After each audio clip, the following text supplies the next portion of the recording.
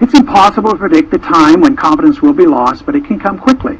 Resorting to buying other paper currencies will not be of much help. When the dollar crashes, most likely the purchasing power of all currencies, since all currencies hold dollars as a reserve, will go down as well. This means that dollars and other currencies will go into buying consumer items, precious metals, and other physical properties. Consumer prices will soar, as well as interest rates. The central bank will lose control, and the more they inflate, the worse the confidence becomes. The interest rates will respond to these efforts by rising sharply. If the Fed tries to reverse the run on the dollar, interest rates will also soar, and the pain on the American citizens will be of such proportion that political chaos will result. Either scenario leads to political and social chaos, the third event, and the most dangerous. With no ability of the federal government to fund its commitments, international or domestic, major changes will occur in our system. The social unrest will elicit cries for government to exert unusual force to head off a complete breakdown of law and order. The ultimate trap will be set for a system of government claiming to protect a free society. If more power and police authority are not given to the federal government, it will be argued that only anarchy will result. If more government policing power is given, it will mean a lethal threat to civil liberties. Already, we have permitted the notion that a single person, the Attorney General or the President, can decide who is an enemy combatant, thus denying that individual the right of habeas corpus, permitting indefinite detentions without charges made.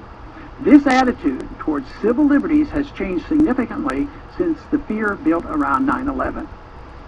Yes, I know, declaring one an enemy combatant is reserved only for the radical Muslims engaged in terrorism against the United States.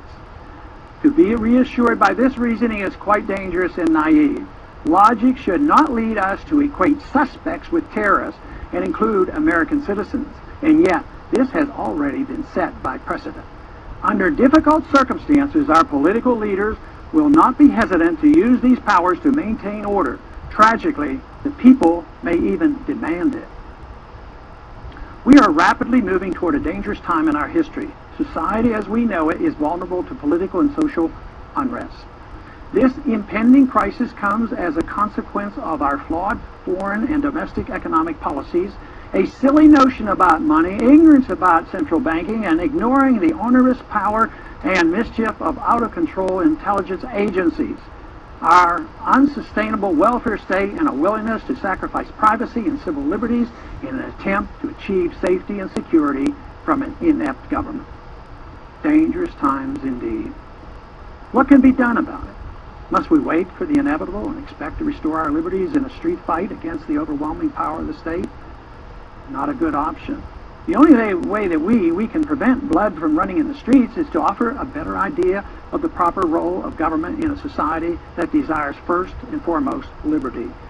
And that is impossible without a firm commitment by our thought leaders to the ideas of freedom, the source of all creative energy and prosperity. An all-powerful state is the threat to that ideal.